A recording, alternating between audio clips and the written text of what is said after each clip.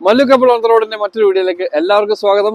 നമ്മളിപ്പോൾ നിൽക്കുന്നത് ബെൽജിയത്തിലാണ്. നമ്മൾ ആക്ച്വലി ഇന്നലെ രാത്രി ഐഫിൽ ടവർ കയറി കഴിഞ്ഞിട്ട് വന്ന പാടെ നമ്മൾ രാത്രി തന്നെ വണ്ടി പാക്ക് ചെയ്ത് 12:30 വീട്ടിൽ വന്നപ്പോൾ എല്ലാ സാധനങ്ങളും എടുത്തു വെച്ച് നേരെ നമ്മൾ ആംസ്റ്റർഡാമിനുള്ള യാത്ര തുടർന്നു.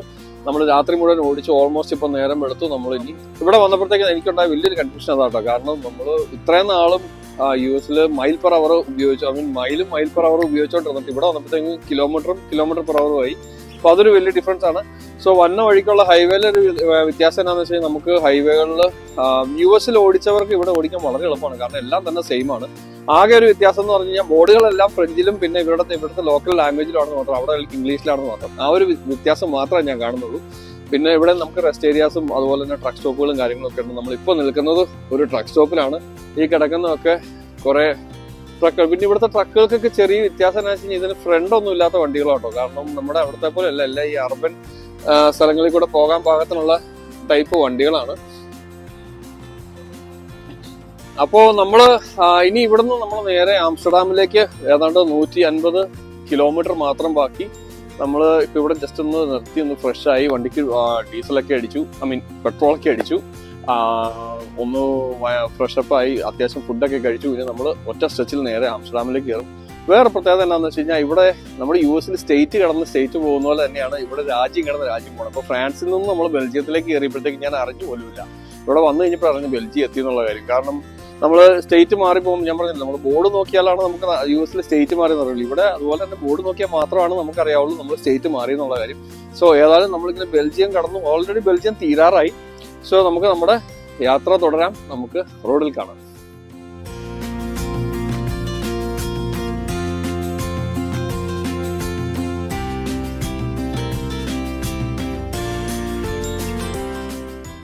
അടിയിലൂടെ പൊക്കൊണ്ടിരിക്കുകയാണ്. ഇതിന് മണ്ടയിൽ വെള്ളം കേട്ടോ, കേട്ടോ. പിന്നെ അത് വെള്ളം വെള്ളത്തിനടിയിൽ കൂടെ കൊണ്ടുപോകണേ.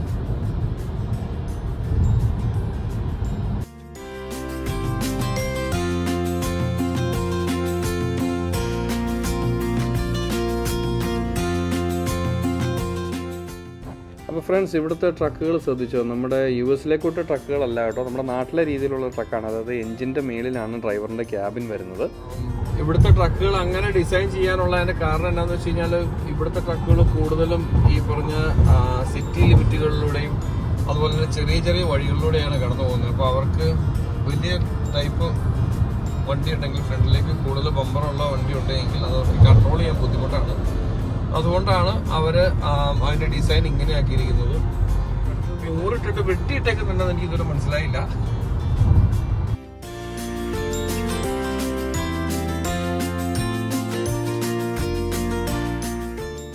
ഫ്രണ്ട്സ്, അങ്ങനെ നമ്മളിപ്പം ബെൽജിയത്തിലോട്ട് തന്നെ പൊയ്ക്കൊണ്ടിരിക്കുകയാണ്. നമ്മുടെ വണ്ടിക്കകത്തൊരു നാവിഗേഷൻ സിസ്റ്റം ഉണ്ട്. എന്നാലും നമ്മുടെ ടോപ്പിന്റെ ഫോണിനകത്ത് നമ്മൾ വെയ്സ് എന്ന് പറഞ്ഞൊരു ആപ്പ് ഓപ്പൺ ആക്കിയിട്ടുണ്ട്. WAZE. ഇത് നമ്മുടെ ആപ്പ് സ്റ്റോറിലും പ്ലേ സ്റ്റോറിലും ഒക്കെ അവൈലബിൾ ആണ്. മിക്കവാറും എല്ലാവർക്കും അറിയാവുന്ന കാര്യമാണ്. എങ്കിലും ഈ ആപ്പിന്റെ ഒരു പ്രത്യേകത എന്താണെന്ന് വെച്ച് കഴിഞ്ഞാൽ നമുക്കിപ്പം പ്രത്യേകിച്ച് യൂറോപ്യൻ കൺട്രീസിലൊക്കെ എന്ന് വെച്ചാൽ സ്പീഡ് ലിമിറ്റുകൾ പെട്ടെന്ന് മാറുന്നുണ്ട്, കൂടുകയും കുറയുകയും ചെയ്യും. അപ്പോൾ അവിടെയൊക്കെ പോലീസുകാരും കിടപ്പുണ്ട് നമുക്ക് ടിക്കറ്റ് തരാനായിട്ട്. സോ ഈ ആപ്പ് ഓൺ ആക്കിയിട്ടിരിക്കുകയാണെങ്കിൽ അങ്ങനെ സ്പീഡ് ലിമിറ്റുകൾ മാറുന്ന സമയത്ത് നമുക്ക് മുൻകൂട്ടി വളരെ ലൗഡായിട്ടുള്ള വാർണിംഗുകൾ നമുക്ക് ഈ ആപ്പ് പ്രൊവൈഡ് ചെയ്യും. സോ അതുകൊണ്ട് തന്നെ നമുക്ക് ടിക്കറ്റുകളൊക്കെ അവോയ്ഡ് ചെയ്ത് പോകാൻ പറ്റും.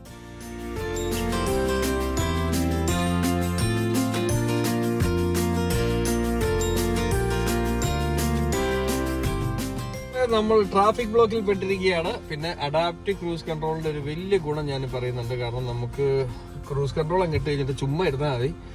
ഫ്രണ്ടത്തെ വണ്ടി ബ്രേക്ക് പിടിക്കുമ്പോൾ തന്നെ ബ്രേക്ക് ആയിക്കോളും. പിന്നെ ഇതിന് അതിന് സ്റ്റിയറിംഗ് സെൻസിങ് മോണിറ്ററിംഗ് കൂടെ ഉണ്ട്. അതാകുമ്പോൾ ലൈൻ മാറിപ്പോയി കഴിഞ്ഞാൽ തന്നെത്താനെ സ്റ്റിയറിംഗ് അഡ്ജസ്റ്റ് ചെയ്തോളും.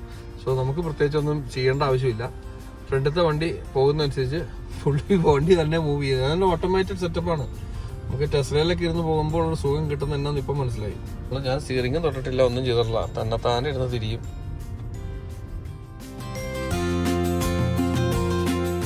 അപ്പോൾ അങ്ങനെ ഫ്രണ്ട്സ്, നമ്മൾ ബെൽജിയത്തിലൂടെയുള്ള യാത്രയിലാണ്.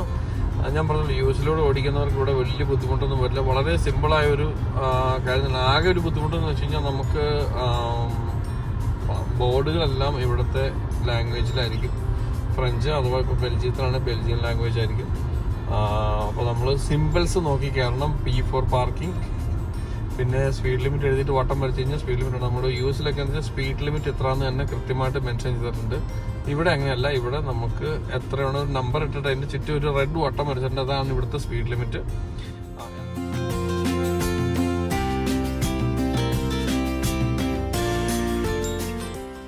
അപ്പോൾ അങ്ങനെ സുഹൃത്തുക്കളെ, നമ്മൾ ഇപ്പോൾ ഓൾമോസ്റ്റ് നെതർലാൻഡ് കയറി ട്രാഫിക്കിൽ കിടക്കുവാണ് ആസ് യൂഷ്വൽ.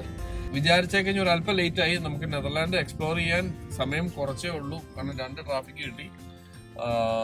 എന്താണെങ്കിലും നമ്മൾ എക്സ്പ്ലോർ ഇന്ന് രാത്രി തന്നെ നമുക്ക് തിരിച്ചു പോകണം, കാരണം നാളെ രാവിലെ നമുക്ക് വണ്ടി റിട്ടേൺ ചെയ്യേണ്ട ആവശ്യമുണ്ട്. മാത്രമല്ല നാളെയാണ് നമ്മൾ ഇവിടുന്ന് മറ്റേ പാരീസിൽ നിന്ന് ട്രെയിൻ കയറി നേരെ സ്വിറ്റ്സർലൻഡ് പോകുന്നത്. നാളെ ഉച്ചയ്ക്കാണ് ട്രെയിൻ. സോ അതിന് മുമ്പായിട്ട് നമുക്ക് പറ്റുന്ന പോലെ എല്ലാം എക്സ്പ്ലോർ ചെയ്ത് രാവിലെ 9 മണിക്ക് മുമ്പ് നമുക്ക് വണ്ടിയായിട്ട് തിരിച്ചു തരണം. ഏതാണ്ട് ഒരു രാത്രി പോരുവാണെങ്കിൽ ഒരു 4-5 മണിക്കൂർ ഡ്രൈവാണ് കേട്ടോ, പാരീസ് ടു നെതർലാൻഡ്, ആംസ്റ്റർഡാം. പകലാണെങ്കിൽ ഓഫ് കോഴ്സ് അതിൽ കൂടുതലാവും, കാരണം ഇപ്പൊ ആക്ച്വലി സമയം ഏതാണ്ട് 12:30 ആയി.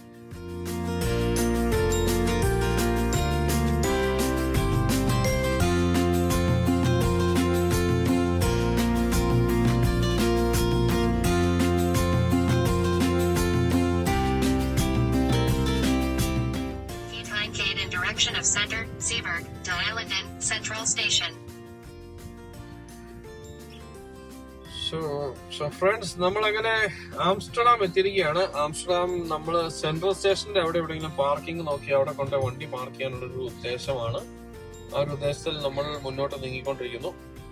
പാർക്കിംഗ് ഏതായാലും നമ്മൾ ഇഷ്ടംപോലെ പാർക്കിംഗ് ഗരാജുകൾ ഉണ്ടെന്നാണ് നമ്മൾ ഗൂഗിളിൽ നോക്കിയപ്പോൾ കണ്ടത്. നേരത്തെ പറഞ്ഞല്ലോ, നമ്മൾ പ്രത്യേകിച്ച് ഒരു പ്ലാൻ ഇല്ലാത്തുള്ളൊരു വരവാണ്. സോ പ്ലാനുകളെല്ലാം ഓട്ടത്തിൽ തന്നെയാണ്. അപ്പൊ അങ്ങനെ നമ്മൾ പാർക്കിംഗ് ലക്ഷ്യമാക്കി നീങ്ങുന്നു. ഇപ്പൊ നമ്മളൊരു കടലിന്റെ മണ്ടയാട്ടോ പോകുന്നു, കടലിന്റെ അടിയിൽ കൂടെ വന്നത്. ഇതുണ്ടോ ഇവിടെ ഒന്ന് ഈ വീഡിയോ വെച്ച് നമ്മൾ ആക്ച്വലി വെള്ളത്തിനടിയിൽ കൂടെയാണ് ഈ തുരങ്കം, മേളിൽ കൂടെ വെള്ളവും.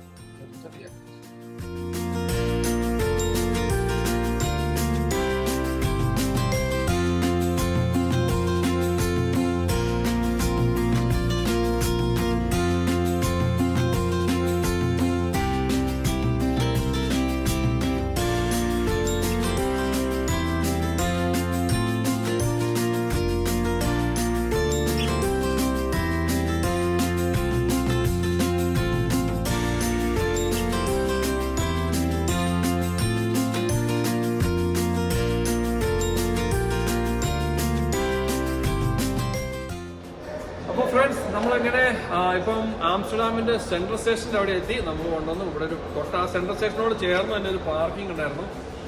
അവിടെ കൊണ്ടുവന്ന് നമ്മൾ പാർക്ക് ചെയ്തു. ഇതിങ്ങനെ ഗ്യാസ് പാർക്കിംഗ് ആണ്. ഇവിടെ നമുക്ക് എവറി 12 മിനിറ്റിന് €1.5 വെച്ചാണ്. പക്ഷെ 6 മണിക്കൂറിൽ കൂടുതൽ പാർക്ക് ചെയ്ത് കഴിഞ്ഞാൽ $30 ഫോർ 24 hours. അപ്പോൾ നമ്മൾ എന്നാണെങ്കിലും ഇവിടെ 6 മണിക്കൂർ കൂടുതൽ ടൈം സ്പെൻഡ് ചെയ്യാനുണ്ട്. അതുകൊണ്ട് തന്നെ നമ്മൾ ഈ പാർക്കിംഗ് എന്താണോ അകത്തുമാണ്, സെക്യൂറുമാണ്. സോ നമ്മൾ വണ്ടി പാർക്ക് ചെയ്തു. നേരെ നമ്മൾ എക്സിറ്റിലേക്ക് പോവാണ്. എന്താണെന്നുള്ള ചെന്ന് കഴിയുമ്പോൾ നോക്കാം. ഞാനിവിടെ പുതിയതാട്ടോ. പിന്നെ ഇവിടുത്തെ ഭാഷ ഡച്ചാന്ന് തോന്നുന്നു. കാരണം ഞങ്ങൾ വരുന്ന വഴിക്ക് ഞങ്ങളെ പോലീസ് ഒന്ന് ജസ്റ്റ് പിടിച്ചെന്ന് വെച്ച് കഴിഞ്ഞാൽ അവർ വന്ന് ജസ്റ്റ് റാൻഡമായിട്ട് ചെക്കിംഗ് ഒക്കെ ചെയ്തു. അപ്പോൾ പുള്ളി ആദ്യം എൻ്റെ അടുത്ത് ഡച്ച് സംസാരിക്കുമെന്നാണ് ചോദിച്ചത്.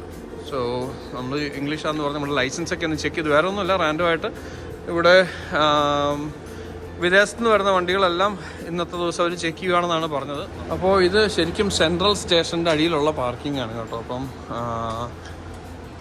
ഇവിടെയാണ് ഇതിൻ്റെ ലിഫ്റ്റും കാര്യങ്ങളും ഇൻഫർമേഷൻ ഡെസ്കും എല്ലാം ആണ്. സോ നമ്മൾ ആ സ്റ്റെയറിൻ്റെ അടുത്തായിട്ട് പോവാണ്. ഓക്കെ,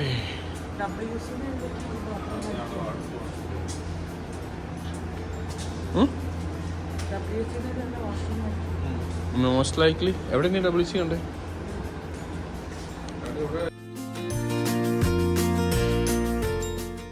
അപ്പോൾ അങ്ങനെ ഫ്രണ്ട്സ്, നമ്മൾ ഇതാണ് കേട്ടോ നമ്മുടെ പാർക്കിംഗ്. നമ്മൾ ആക്ച്വലി ഇതിൻ്റെ അടിയിലാണ് വണ്ടി പാർക്ക് ചെയ്തേക്കുന്നത്. അത് ഇങ്ങനെ പുറത്തേക്ക് ഇറങ്ങുമ്പോൾ കാണുന്ന കാഴ്ചയാണ്. അപ്പോൾ നല്ല വ്യൂസൊക്കെ ഉണ്ട്. പിന്നെ ഒത്തിരി പേര് സൈക്കിളിൽ ഓട്ടി നടക്കുന്നവരുണ്ട്. നമ്മൾ ആക്ച്വലി ഇതിൻ്റെ നേരെ ഇതിലോട്ടാണ് പോകുന്നത്. ഇവിടെ മാപ്പ് വന്നിട്ട് മാപ്പിൽ നോക്കിയിട്ട് നമ്മൾ എങ്ങോട്ടാണ് പോകണമെന്ന് നോക്കാം.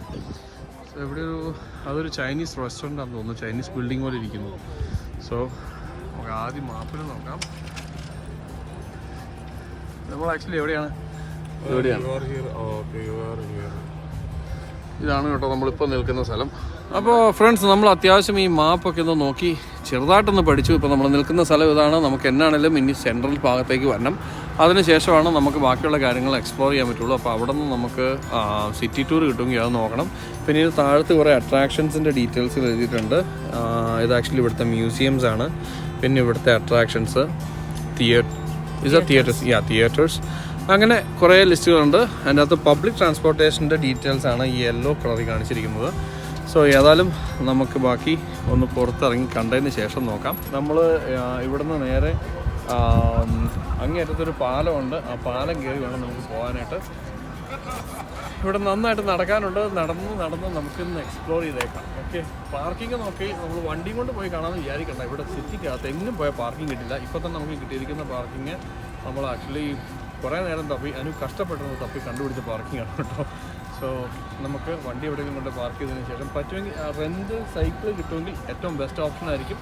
സോ നമുക്ക് നോക്കാം. ഏതായാലും നമുക്ക് ആദ്യം സെൻറ്ററിലേക്ക് പോകാം.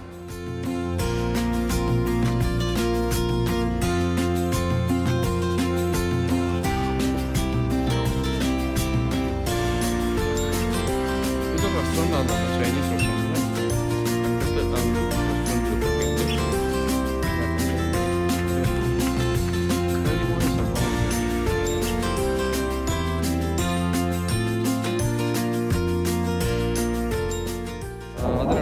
രണ്ട് ബോട്ട് ക്രൂസുകളാണ്. നമുക്ക് ബോട്ട് ടൂർ നോക്കണോ സിറ്റി ടൂർ നോക്കണോ എന്ന് ആലോചിച്ചുകൊണ്ടിരിക്കുകയാണ്.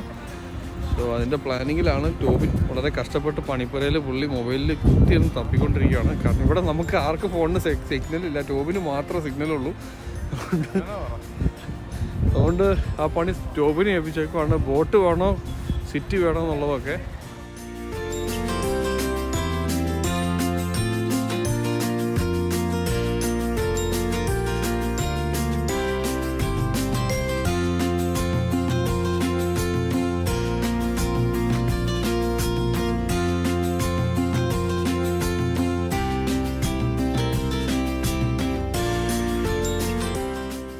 അപ്പോൾ സുഹൃത്തുക്കളെ, ഇത് ആംസ്റ്റർഡാം സെൻട്രൽ സ്റ്റേഷനാണ് ഈ കാണുന്നത്.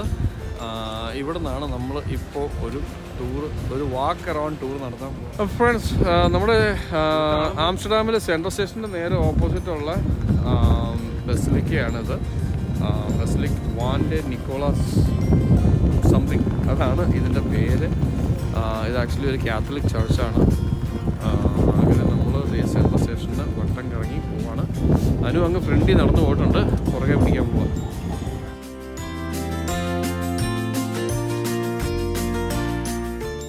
സെൻട്രൽ സ്റ്റേഷന്റെ ഫ്രണ്ടിൽ എത്തിയിരിക്കുകയാണ്. ഇതാണ് ആംസ്റ്റർഡാം സെൻട്രൽ സ്റ്റേഷൻ. പാരീസിൽ നിന്നൊക്കെ വരുന്നവര്, ട്രെയിനിന് വരുന്നവർ ഇവിടെയാണ് വന്നിറങ്ങുന്നത്. എന്നിട്ടാണ് ഇവര് ഹോട്ടൽ ചെക്കിങ്സ് എല്ലാം ചെയ്ത് സൈറ്റ് സീയിങ്ങിന് വേണ്ടി ഇറങ്ങുന്നത്. അപ്പൊ നമ്മൾ കാറ് കൊണ്ട് വന്നുകൊണ്ട് നമ്മൾ കാർ അവിടെ പാർക്ക് ചെയ്തിട്ട് നടന്നാണ് ഇവിടം വരെ എത്തിയിരിക്കുന്നത്. ഇനിയിപ്പോ നമ്മൾ സിറ്റി എക്സ്പ്ലോർ ചെയ്യാൻ വേണ്ടി പോവുകയാണ്. നമുക്കിവിടെ സിറ്റി ക്രൂസിന്റെ ഒരു ഓഫീസ് ഇവിടെയുണ്ട്. എനിക്ക് തോന്നുന്നു ഇവിടെ ബസ്സും അതുപോലെ തന്നെ ബോട്ടും ഉണ്ട്. നമുക്ക് രണ്ട് തരത്തിലുള്ള ക്രൂസുകളാണ് ഇവിടെ ഉള്ളത്. ഒന്ന് ബസ് ടൂറും ഉണ്ട്, അതിൽ ബോട്ട് ടൂറും ഉണ്ട്. അപ്പോൾ നമ്മൾ ആക്ച്വലി ബസ് ടൂറാണ് പ്രിഫർ ചെയ്തിരിക്കുന്നത്. നമുക്ക് ഏതായാലും അകത്ത് പോയി എന്തിനാണ് അവൈലബിലിറ്റി ഉള്ളത്, എങ്ങനെയാണ് എന്നുള്ള കാര്യങ്ങളൊക്കെ ഒന്ന് അന്വേഷിച്ചിട്ട് ബാക്കി കാര്യങ്ങൾ നമുക്ക് അവിടെ നിന്ന് നോക്കാം. ആക്ച്വലി എൻ്റെ അഭിപ്രായത്തിൽ എവിടെ ടൂർ പോയാലും ഒരു സിറ്റി ടൂർ അത് ഏറ്റവും നല്ലതായിരിക്കും. കാരണം അത് തന്നെ നമുക്ക് ആ സിറ്റിനെ കുറിച്ച് അത്യാവശ്യം വേണ്ടുന്ന കാര്യങ്ങൾ നമുക്ക് മനസ്സിലാക്കാം. അത് കഴിഞ്ഞിട്ട് നമുക്ക് അതിൽ ഫേവറേറ്റ് ആയിട്ടുള്ള സ്ഥലത്ത് നമുക്ക് വേണമെങ്കിൽ വേറെ റൂട്ട്സ് കൊണ്ടേ പോകാം. സോ എപ്പോഴും ഏത് സിറ്റി പോയാലും എൻ്റെ പേഴ്സണൽ ആയിട്ടുള്ള എക്സ്പീരിയൻസ് വെച്ച് പറയുകയാണെങ്കിൽ നമ്മൾ ആദ്യത്തെ ദിവസം തന്നെ സിറ്റി ടൂർ എടുക്കുക. അത് ക്രൂസിലോ അല്ലെങ്കിൽ ബസ്സിലോ എടുക്കുക. അത് കഴിഞ്ഞിട്ട് നമ്മൾ പിന്നീടാണ് സിറ്റി എക്സ്പ്ലോർ ചെയ്യുന്നത്. അപ്പോൾ നമുക്ക് ഏകദേശം ഒരു ഐഡിയ കിട്ടും. സോ നമുക്ക് ആദ്യം ഇതിൻ്റെ അകത്ത് പോയി ഒന്ന് അന്വേഷിച്ച് നോക്കാം എന്താ ഉള്ളത്. അപ്പൊ അങ്ങനെ സുഹൃത്തുക്കളെ, നമ്മള് ഇവിടെ പോയി ഒരു കാര്യങ്ങൾ രണ്ട് ചോദിച്ചാൽ അറിഞ്ഞു കഴിഞ്ഞപ്പം ബോട്ടും നല്ലതാണ്, ബസ്സും നല്ലതാണ്. അതുകൊണ്ട് രണ്ട് റൂട്ടാണ്. നമ്മൾ ബോട്ടിന്റെ ടിക്കറ്റ്സ് എടുത്തു, ബസ്സിന്റെ ടിക്കറ്റ് എടുത്തു. അപ്പൊ നമ്മള് ബോട്ട് ശരിക്കും സിറ്റിക്ക് അകത്തൂടെ ഉള്ളൊരു ലൂപ്പും ബസ് എന്ന് വെച്ചാൽ സിറ്റിയുടെ ഔട്ട്സൈഡിലുള്ള ലൂപ്പുമാണ്. സോ നമ്മൾ രണ്ടും എക്സ്പ്ലോർ ചെയ്യണം. ബോട്ട് നമുക്ക് വൈകുന്നേരം 6:45 കഴിഞ്ഞിട്ട് പോയാൽ മതി എന്ന് പറഞ്ഞു. അതുവരെ നമുക്ക് സമയമുണ്ട്. ബസ് എന്ന് പറഞ്ഞു കഴിഞ്ഞാൽ നമുക്ക് 6 മണിയാണ്, 5 മണിക്കാണ് ലാസ്റ്റ് ബസ്, 6 മണിക്ക് അതുകൂടെ തീരും. സോ അതുകൊണ്ട് ഞങ്ങൾ ആദ്യം ബസ്സിൽ പോയിട്ട് സിറ്റിയുടെ പുറമൊക്കെ ഒന്ന് കറങ്ങി കണ്ടതിന് ശേഷം വന്നിട്ട് നമുക്ക് ബോട്ടിൽ ഒരു 6:45 പോകാമെന്ന് വെച്ചു. സോ നമ്മൾ ആദ്യം ബസ്സിലേക്കാണ് പോകുന്നത്. ബസ് പറഞ്ഞിട്ടാണ് അവരുടെ ഫസ്റ്റ് സ്റ്റോപ്പ് ബസ്സിന്റെ. അവിടെ നിന്ന് തന്നെയാണ് ബോട്ടിന്റെയും സ്റ്റാർട്ട് ചെയ്യുന്നതെന്നാ പറഞ്ഞത്. അപ്പൊ നമുക്ക് അങ്ങോട്ട് പോവാം. നമ്മൾ അവിടെ തുടങ്ങി. നമുക്ക് അതിനൊരു ബസ്സിനൊരു പ്രത്യേകതയുണ്ട്. ബസ് നമുക്ക് ഹോപ്പ് ആൻഡ് ഹോപ്പ് ഓഫ് ആണ്. നമുക്ക് 8 സ്റ്റോപ്പ് ഉണ്ട് ബസ്സിന്റെ അകത്ത്. 8 or 9 സ്റ്റോപ്പ് ഉണ്ട്. അല്ലാതെ നമുക്ക് ഇഷ്ടമുള്ള സ്റ്റോപ്പിൽ ഇറങ്ങാം. അത് കഴിഞ്ഞിട്ട് അടുത്ത ബസ് വരുമ്പോൾ അതേ കയറി വീണ്ടും ജേർണി കണ്ടിന്യൂ ചെയ്യാം. സെയിം ടിക്കറ്റ് തന്നെയാണ്. ബോട്ടിന് എന്ന് പറഞ്ഞാൽ നമ്മൾ 1 hour ബോട്ടാണ് എടുത്തത്. അതുകൊണ്ട് നമുക്ക് ഹോപ്പ് ആൻഡ് ഹോപ്പ് ഓഫ് ഇല്ല. കാരണം നമ്മൾ അത്യാവശ്യം എല്ലായിടത്തും കയറി ഇറങ്ങുന്നത് തന്നെ നമുക്ക് ബോട്ടിൽ അങ്ങനെ ഇറങ്ങേണ്ട ആവശ്യമില്ല. കാരണം ചെറിയൊരു സിറ്റിയാണ്. സോ അത് നമ്മൾ 1 hour ഫുൾ ഒറ്റ ലൂപ്പ് അടിച്ച് തിരിച്ചു വരുന്നു. സോ ആദ്യം നമുക്ക് ബസ്സിലോട്ട് പോവാം. ബസ് വരുന്നതിന് മുമ്പ്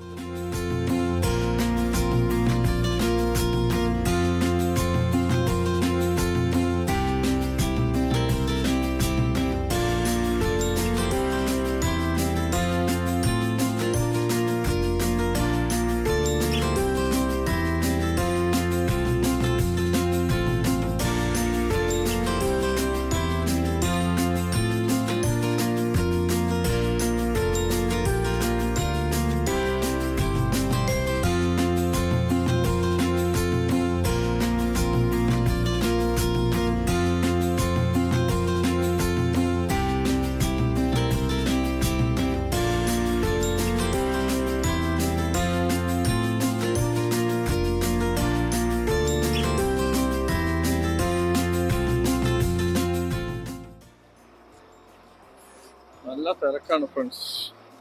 ഇവിടെയും ക്യൂവോ അല്ലെങ്കിൽ നമുക്ക് അടുത്ത ബസ്സൊക്കെ കയറിയാലോ? നിറച്ച ആൾക്കാരാണ്.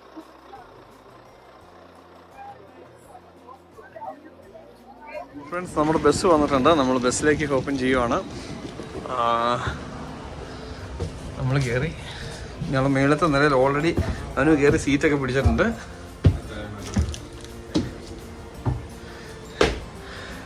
അപ്പോൾ നമ്മൾ ഫ്രണ്ടിൽ സീറ്റ് കിട്ടുമെന്ന് പ്രതീക്ഷിച്ചു. അവിടെ ഓൾറെഡി ആൾക്കാർ കയറിയിരുന്നു. നമ്മൾ ആക്ച്വലി വന്നു. നമ്മൾ ഇവിടെ ആണെങ്കിൽ വലിയ ബ്ലോക്കില്ലാണ്ട് നമുക്ക് സിറ്റി ഒന്ന് എക്സ്പ്ലോർ ചെയ്യാം. പിന്നെ ഇവിടുത്തെ ഒരു പ്രത്യേകത എന്താണെന്ന് വെച്ച് കഴിഞ്ഞാൽ മേളിൽ ഗ്ലാസ് ഇട്ടിട്ടുണ്ട്. ഓപ്പൺ ബസ്സല്ല നമ്മുടെ പാരീസിലെ പോലെ. സോ വലിയ തണുപ്പില്ല, ഇരിക്കാം. തണുപ്പടിക്കാണ്ട് നമുക്ക് സ്വസ്ഥമായിട്ടിരുന്ന സിറ്റിയാണ്. അപ്പോൾ അങ്ങനെ സുഹൃത്തുക്കളെ, നമ്മൾ സിറ്റി ബസ്സിൽ കയറി. സിറ്റി ബസ്സിൽ കയറുമ്പോൾ നമുക്ക് താഴെ ഡ്രൈവറിന്റെ സൈഡിൽ ഒരു ബോക്സിൽ ഇതുപോലത്തെ ഹെഡ്ഫോൺ ഇട്ട് വെച്ചിട്ടുണ്ടാകും. ഇങ്ങനെ ഒരു സിപ്ലോ കവറിൻ്റെ അകത്ത്.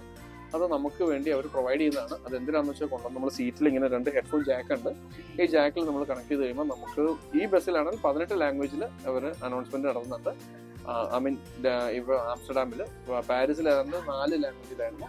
അപ്പം അങ്ങനെ പല പല ലാംഗ്വേജിൽ നമുക്ക് അതിന്റെ അനൗൺസ്മെന്റ് ഉണ്ട്. എന്താണ് അനൗൺസ്മെന്റ് എന്ന് വെച്ചാൽ നമ്മൾ പോകുന്ന സ്ഥലത്ത് കാണുന്ന ഈ ബിൽഡിങ്ങുകളെ കുറിച്ചുള്ള എക്സ്പ്ലനേഷൻ, ആ ബിൽഡിംഗ് അതിന്റെ ഹിസ്റ്ററിയും മറ്റു കാര്യങ്ങളൊക്കെ എക്സ്പ്ലെയിൻ ചെയ്ത് അപ്പോൾ നമുക്ക് കാഴ്ച ആസ്വദിക്കുന്നതോടൊപ്പം തന്നെ കാര്യങ്ങൾ അറിയുകയും ചെയ്യാം. സോ മാത്രമല്ല, നമ്മൾ ഈ ബസ്സിൽ നിന്ന് ഇറങ്ങുമ്പോൾ നമ്മൾ ഈ ഹെഡ്ഫോൺ എപ്പോഴും നമ്മുടെ കൈ പിടിക്കുന്നതാണ് നല്ലത്. കാരണം അടുത്ത ബസ്സിൽ കയറുമ്പോൾ ചിലപ്പോൾ ഇത് കാണണമെന്നില്ല. അപ്പോൾ ഏതായാലും നമ്മൾ നമ്മുടെ യാത്ര. അപ്പോൾ ഫ്രണ്ട്സ്, ഇപ്പോൾ നമ്മൾ കയറിയതാണ് കേട്ടോ ഇവിടുത്തെ ആദ്യത്തെ സ്റ്റോപ്പ്. ലവേഴ്സ് എന്നാണ് ഈ സ്റ്റോപ്പിന്റെ പേര്. ഇനി നമ്മൾ പോകുന്ന മാപ്പാണ് ഈ കാണുന്നത്. എവിടുന്ന് തുടങ്ങി ഇങ്ങനെ പോയി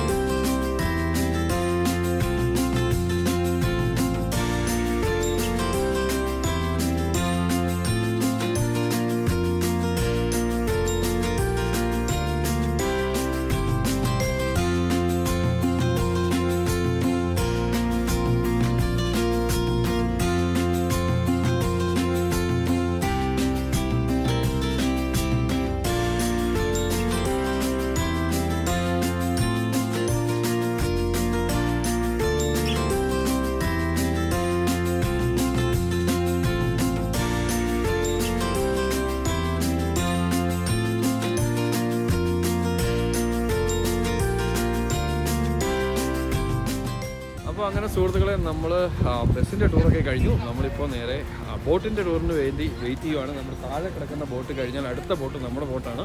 സോ ഞാൻ അത് കഴിഞ്ഞ് നല്ല തണുപ്പാണ്. തണുപ്പെന്ന് വെച്ചാൽ അന്തരീക്ഷത്തിനല്ല, കാറ്റിന് ഭയങ്കര തണുപ്പാണ് കേട്ടോ. ആളുകാർ തൊപ്പിയൊക്കെ ഇട്ടെല്ലാം സെറ്റായിട്ട് ഇരിക്കുന്നത്, പക്ഷേ വലിയ കാര്യമൊന്നുമില്ല, നല്ല തണുപ്പാണ്. സോ നമുക്ക് ഏതായാലും ബോട്ടിൻ്റെ ടൂറും കൂടെ കഴിഞ്ഞിട്ട് ഞാൻ രണ്ടും കൂടെ ഉള്ള റിവ്യൂ ഒന്നിച്ച് തരാം.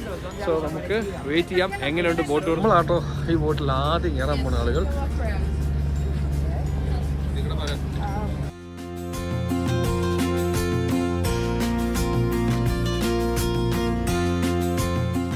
സുഹൃത്തുക്കളെ, നമ്മുടെ ബോട്ട് ഇവിടെ എത്തിയിരിക്കുകയാണ്.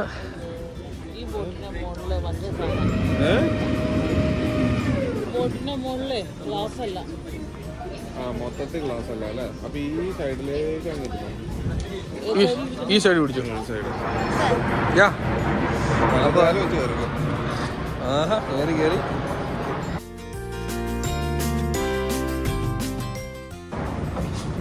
അതിൻ്റെ അത് നല്ല ഹീറ്റർ ഉണ്ട് കേട്ടോ ഫ്രണ്ട്സ്. സുഖമുണ്ട് സുഖം.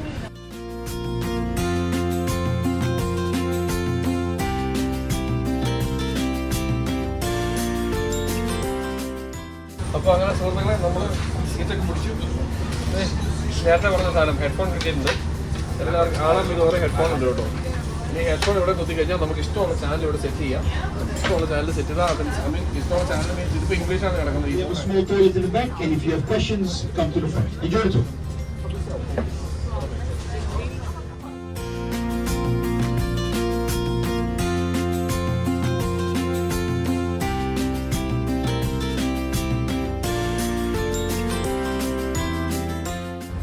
നെതർലാൻഡിലെ ഏറ്റവും വലിയ സ്റ്റേഷനാണ് കേട്ടോ ആംസ്റ്റർഡാമിലുള്ള സെൻട്രൽ സ്റ്റേഷൻ. അതാണ് നമ്മുടെ ഫ്രണ്ടിൽ കാണുന്നത്. ഇതിൻ്റെ അപ്പുറത്താണ് നമ്മൾ വണ്ടിയും പാർക്ക് ചെയ്തിട്ടിരിക്കുന്നത്. സോ അതിൻ്റെ സൈഡിൽ കൂടെയാണ് നമ്മളിപ്പോൾ ബോട്ട് കൊണ്ട് പോകുന്നത്. ഇവിടെ മെട്രോ ട്രെയിനും അതുപോലെ തന്നെ ഇൻ്റർനാഷണൽ സ്ഥലത്തുനിന്ന് വരുന്ന ട്രെയിനുകളും അതുപോലെ ബസ്സുകളും എല്ലാം വരുന്ന ഒരു ഹബ്ബാണ്. ഇഷ്ടംപോലെ കടകളും കാര്യങ്ങളൊക്കെ ഉണ്ട് കേട്ടോ ഈ സെൻട്രൽ സ്റ്റേഷനിലെ ബേസ്മെൻറ്റിൽ.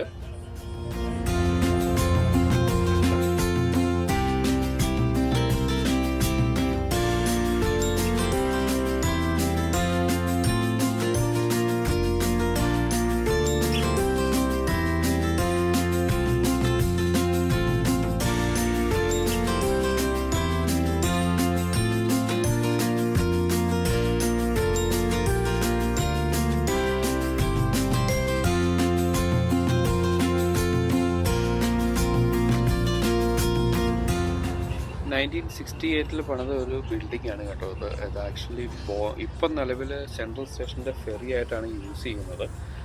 പക്ഷേ ഇതന്ന് സൈക്കിളുകൾ പാർക്ക് ചെയ്യാൻ വേണ്ടിയിട്ട്, ബൈസൈക്കിൾ പാർക്ക് ചെയ്യാൻ വേണ്ടി പണിത ഒരു ബിൽഡിംഗ് ആയിരുന്നു. ബോട്ടിൻ്റെ ഷേപ്പിൽ പണിതല്ല, അത് ആക്ച്വലി കോയിൻസിഡൻസിൽ സംഭവിച്ചതാണെന്നാണ് ഇവരുടെ ഈ അനൗൺസ്മെൻറ്റിൽ പറയുന്നത്.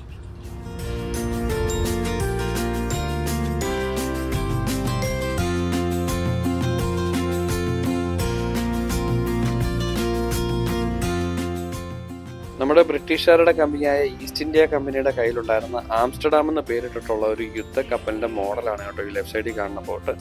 ഇത് ആക്ച്വലി 5 വർഷം കൊണ്ടാണ് ഇത് പണിതത്. ഇവിടുത്തെ നേവി പിള്ളേർക്ക് ട്രെയിനിങ് പ്രൊജക്റ്റായിട്ട് കൊടുത്തതാണ്. അങ്ങനെ ട്രെയിനിങ് പിള്ളേർ പണിത ഒരു ബോട്ടാണ് കേട്ടോ അത്.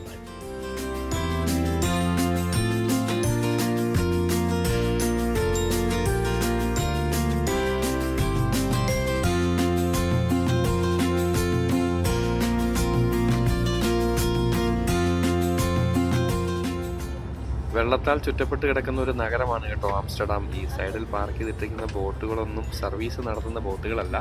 ഇതൊക്കെ പെർമനൻ്റ് ആയിട്ട് അഡ്രസ്സുള്ള ഓരോ ആളുകളുടെ വീടുകളാണ് കേട്ടോ. പല പല വീടുകളാണ്, ഓരോ ബോട്ടുകളാണ് ഇവിടെ ഓരോരുത്തരുടെയും വീടായിട്ട് അവരെടുത്തിരിക്കുന്നത്.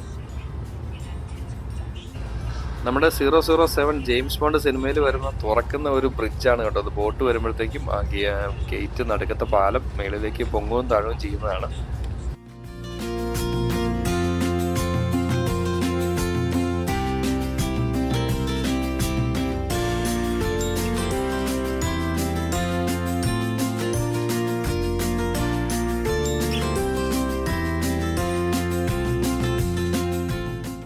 ഞാൻ നേരത്തെ പറഞ്ഞല്ലോ, ഇതെല്ലാം ഓരോ വീടുകളാണ് കേട്ടോ. ഈ ബോട്ടുകളെല്ലാം ഓരോ വീടുകളാണ്. അത് വേറെ ഒന്നും കൊണ്ടല്ല, പണ്ട് ഇവിടെ ചതുപ്പായിരുന്നു. ചതുപ്പിൽ നിന്നും മെഷും പിന്നെ അതുപോലെ മണ്ണൊക്കെ അടിച്ച് ഗവൺമെന്റ് സിറ്റി വലുതാക്കി എടുത്തതാണ് ആംസ്റ്റർഡാം സിറ്റി. അപ്പം അന്ന് ബോട്ടിലായിരുന്നു ഇവിടെ അന്നത്തെ ആളുകൾ താമസിച്ചുകൊണ്ടിരുന്നത്. അതായിരുന്നു അവരുടെ വീട്. അതിപ്പോഴും അവരങ്ങനെ തന്നെ കീപ്പ് ചെയ്യുന്നു.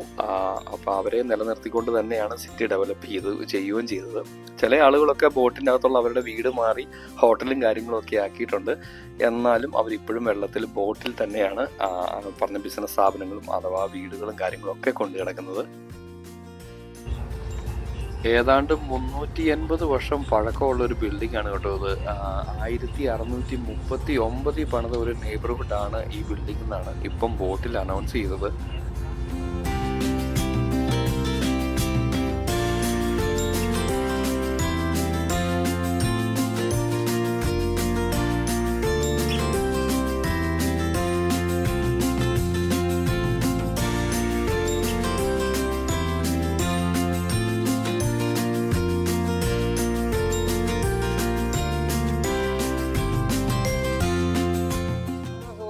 നമ്മൾ ബോട്ട് ടൂർ കഴിഞ്ഞു, ബസ് ടൂറും കഴിഞ്ഞു. നമ്മൾ തിരിച്ചു വന്ന് ലാൻഡ് ചെയ്തു.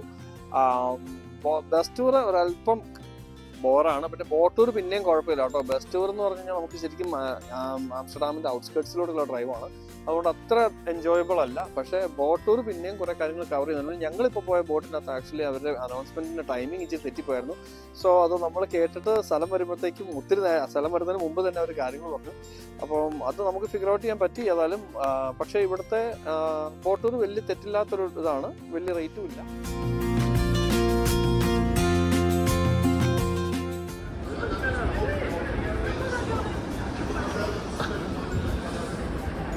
അപ്പോൾ അങ്ങനെ കൂട്ടുകാരെ നമ്മൾ ഫുഡ് കഴിക്കാൻ വന്നേക്കുന്നുണ്ട്. ഇഷ്ടംപോലെ ഫുഡിൻ്റെ ഓപ്ഷൻസ് ആണോ. ഫുഡ് തിരിഞ്ഞ് അവസാനം ചൈനീസ് ഫുഡിൽ തന്നെ വന്നു. പക്ഷേ അടിപൊളി ഫുഡാണ്, നമ്മൾ രക്ഷയില്ല. നമ്മൾ ഷെമ്പ് ഓർഡർ ചെയ്തു. ഞാൻ ചിക്കൻ എനിക്ക് ഷെമ്പ് പറ്റില്ല. അപ്പം പോർക്ക് ഓർഡർ ചെയ്തു. അപ്പോൾ 3 ഫുഡാണ് അടിപൊളിയാട്ടോ, നല്ല സൂപ്പർ ഫുഡാണ്. ഏതായാലും നമ്മൾ നമ്മുടെ ആംസ്റ്റർഡാം സെൻട്രൽ സ്റ്റേഷന് നേരെ ഓപ്പോസിറ്റിലുള്ള ഒരു ചൈനീസ് റെസ്റ്റോറൻ്റാണ്. നല്ല ഫ്രഷായിട്ട് ഇട്ടുണ്ട്. നമ്മൾ ഭക്ഷണം കഴിച്ച് കഴിഞ്ഞിട്ടാണ് രാവിലെ നടന്ന് നല്ല വിശപ്പുണ്ട്. ഓക്കെ, അങ്ങനെ കൂട്ടുകാരെ നമ്മൾ ചൈനീസ് ഫുഡൊക്കെ കഴിച്ചു, വയറൊക്കെ നിറഞ്ഞു. നമ്മളിങ്ങനെ പുറത്തൂടെ ഇറങ്ങി നടക്കുകയാണ്. അപ്പം നമ്മൾ അത് ഫേമസ് റെഡ് ലൈറ്റ് സ്ട്രീറ്റ് ഇവിടെ തൊട്ടടുത്താണ്. നമ്മൾ അങ്ങോട്ടാണ് പയ്യെ നടന്നുകൊണ്ടിരിക്കുന്നത്. നമുക്ക് അവിടെ ചെന്നിട്ടുള്ള കാഴ്ചകൾ പറ്റുന്നത് പോലെ ഞാൻ വീഡിയോ ആക്കാം. അങ്ങനെ ഫൈനലി നടന്ന് നമ്മൾ ഇവിടെ എത്തിയിരിക്കുകയാണ് കേട്ടോ. നമ്മളിപ്പോൾ നിൽക്കുന്നത് ആംസ്റ്റർഡാമിലുള്ള ലോക പ്രശസ്തമായ റെഡ് ലൈറ്റ് സ്ട്രീറ്റിന്റെ ഫ്രണ്ടിലാണ് കേട്ടോ. എന്താണ് റെഡ് ലൈറ്റ് സ്ട്രീറ്റ് എന്ന് ഒരുമാതിരി എല്ലാവർക്കും അറിയാമെങ്കിലും അറിയാൻ മേലാത്തവർക്ക് വേണ്ടി പറയുവാണ്. നെതർലാൻഡ്സ് എന്ന് പറഞ്ഞ രാജ്യം സെക്സ് ടൂറിസത്തിന് ഒരുപാട് പ്രൊമോഷൻ കൊടുക്കുന്ന ഒരു രാജ്യമാണ്. അതിൽ തന്നെ ഏറ്റവും കൂടുതൽ സെക്സ് ടൂറിസം നടക്കുന്നത് ഇവിടെ ആംസ്റ്റർഡാമിലുള്ള റെഡ് ലൈറ്റ് സ്ട്രീറ്റിലാണ്. ആ റെഡ് ലൈറ്റ് സ്ട്രീറ്റാണ് നമ്മുടെ ഫ്രണ്ടിൽ കാണുന്നത്. ഇതിലൂടെ നമുക്ക് നടന്നു പോകാനും കാഴ്ചകൾ കാണുവാനും മറ്റെല്ലാത്തിനുള്ള അനുവാദം ഉണ്ടെങ്കിലും വീഡിയോ എടുക്കാനോ ഫോട്ടോ എടുക്കാനുള്ള അനുവാദമില്ല. നമ്മളിപ്പോൾ നിൽക്കുന്ന ഈ ബ്രിഡ്ജ് വരെയാണ് മാക്സിമം വീഡിയോയും ഫോട്ടോ എടുക്കാനുള്ള അനുവാദമുള്ളൂ. അതിവിടെ എഴുതി വെച്ചിട്ടുണ്ട്. അതുകൊണ്ട് തന്നെ നമ്മൾ ഇതിനപ്പുറത്തേക്ക് വീഡിയോ എടുക്കുന്നില്ല. അപ്പം ഈ 2 വശത്തും കാണുന്ന ഓരോ ബിൽഡിങ്ങുകളും ഇവിടുത്തെ ബ്രോത്തലുകളാണ് കേട്ടോ. ബ്രോത്തലുകൾ കൂടാണ്ട് ക്ലബ്ബുകളും ചെറിയ തിയേറ്ററുകളും ഒക്കെ ഉണ്ട്. അപ്പം നമ്മൾ ഇതിലെ നടന്നു പോകുമ്പം ഈ 2 വശത്തും ലൈറ്റ് കാണുന്ന ഓരോ വിൻഡോയിലും ഓരോ ആളുകളുണ്ട്. ഈ നടന്നു പോകുന്ന ആളുകളെ ഇൻവൈറ്റ് ചെയ്യാനും അട്രാക്ട് ചെയ്യാനും ഒക്കെ ആയിട്ട് അവർ ശ്രമിക്കും. അപ്പോൾ ഇങ്ങനെയുള്ള കാഴ്ചകളൊക്കെ കണ്ട് നമ്മൾ ഇന്ന് ഈ ആംസ്റ്റർഡാമിനോട് വിട പറയുകയാണ്. ഇന്ന് രാത്രി തന്നെ നമ്മൾ ഇവിടെ നിന്ന് തിരിച്ച് പാരീസിലേക്ക് പോകേണ്ട ആവശ്യമുണ്ട്. നാളെ രാവിലെ നമുക്ക് അവിടെ കൊണ്ടുപോയി വണ്ടി റിട്ടേൺ ചെയ്യണം.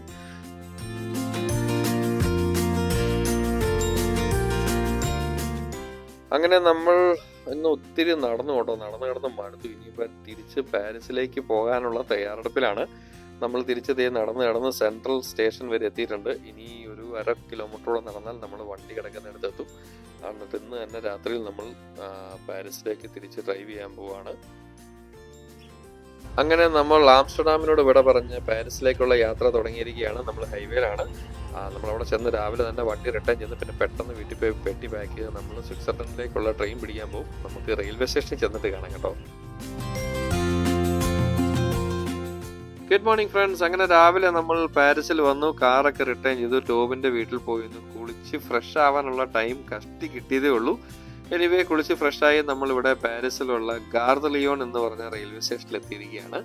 ഇവിടെ നിന്നാണ് കേട്ടോ നമുക്ക് സ്വിറ്റ്സർലൻഡിലേക്ക് പോകാനുള്ള ട്രെയിനൊക്കെ പിടിക്കേണ്ടത്.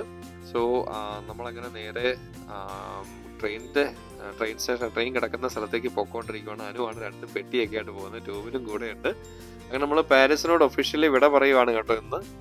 അതേ ഇവിടെ വരുമ്പോൾ നമ്മുടെ SNCF ബിൽഡിംഗ് ഈ ഒരു മെഷീൻ കണ്ടു. ഈ മെഷീൻ്റെ അത് നമ്മുടെ ആദ്യം ഭാഷ തിരഞ്ഞെടുത്തതിന് ശേഷം നമ്മൾ ഇംഗ്ലീഷ് തിരഞ്ഞെടുക്കുക, എന്നിട്ട് കളക്ട് ടിക്കറ്റ് കൊടുക്കുക. നമ്മുടെ ബുക്കിംഗ് നമ്പർ അടിച്ച് കഴിയുമ്പം ലാസ്റ്റ് നെയിം ചോദിക്കും, നമുക്ക് ഇങ്ങനെ 2 ടിക്കറ്റ് നമുക്ക് പ്രിൻ്റ് അടിച്ച് തരും. സോ ഇതുകൊണ്ട് നമ്മൾ നേരെ അവിടെ പോയി ചെക്ക് ഇൻ ചെയ്യാൻ പോവാണ്.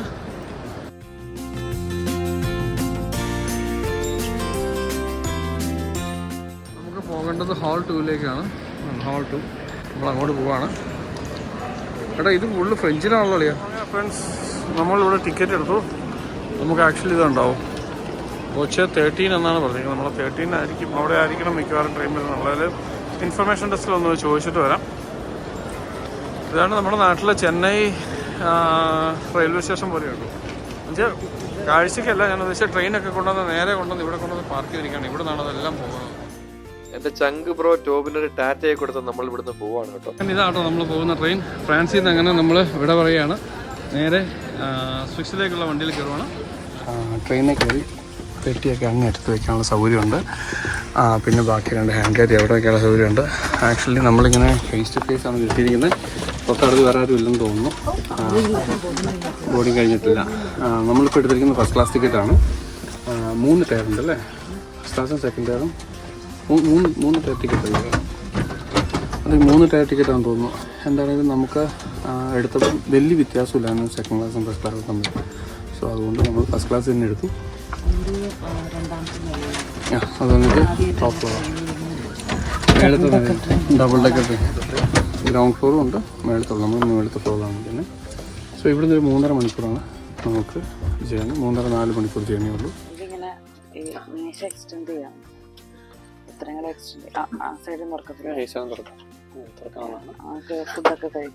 ഫുഡ് കഴിക്കാൻ നമ്മൾ ഇവിടുന്ന് ആക്ച്വലി ഒരു 4 മണിക്കൂർ ജേണിയാണ് നമുക്ക് സ്വിറ്റ്സർലൻഡ് ജനീവയിലേക്കുള്ളത്. ജനീവയാണ് ടിക്കറ്റ്. നമുക്ക് ആക്ച്വലി അവിടെയാണ് നമുക്ക് ശരിക്കും പോകേണ്ടത് ലുസിയാനിലേക്കാണ്. സോ മറ്റു കാര്യങ്ങളെല്ലാം ഞാൻ അതിനെക്കുറിച്ച് പിന്നീട് പറയാം. നമുക്ക് ആക്ച്വലി അനൗൺസ്മെന്റ് കേട്ടിട്ട് സ്വിറ്റ്സർലൻഡ് വെച്ച് കാണാം. സ്വിറ്റ്സർലൻഡിലേക്കുള്ള യാത്രയിൽ നല്ല സീനറി ഒക്കെ ഉണ്ടെങ്കിൽ Ladies and gentlemen, our train is about to leave.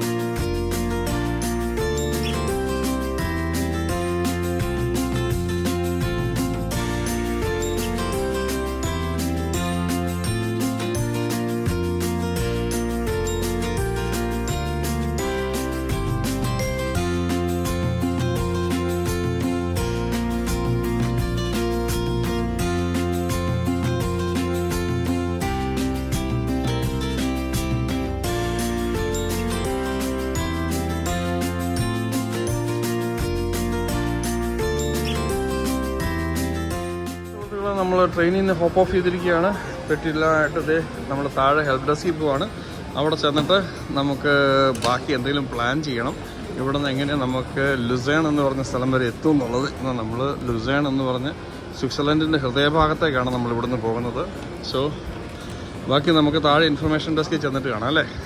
രാത്രി 7 മണിക്ക് ഒരു ട്രെയിനുണ്ട് ഫ്രണ്ട്സ്. അങ്ങനെ നമ്മൾ ജസ്റ്റ് ഫ്രാൻസിൻ്റെയും സ്വിറ്റ്സർലൻഡിൻ്റെയും കസ്റ്റംസ് എല്ലാം ആയി ഇറങ്ങി വരുന്ന എൻട്രൻസിൽ തന്നെയായിരുന്നു. നമ്മളങ്ങനെ പുറത്തേക്ക് ഇറങ്ങി. ഇപ്പം നമ്മൾ സ്വിറ്റ്സർലൻഡിൽ ടെക്നിക്കലി എത്തി. അവർ പാസ്പോർട്ടൊന്നും ചെക്ക് ചെയ്തൊന്നുമില്ല, സംശയം തോന്നിയാൽ മാത്രം അവർ ചെക്ക് ചെയ്യാറുള്ളൂ. നമ്മളേതായാലും ഇവിടുന്ന് ഇൻഫർമേഷൻ ഡെസ്ക് നോക്കി പോവാണ്. ഇൻഫർമേഷൻ ഡെസ്കിൽ ചെന്നാലേ ഇനി നമുക്ക് അടുത്ത മുന്നോട്ടുള്ള യാത്ര പ്ലാൻ ചെയ്യാൻ പറ്റുള്ളൂ.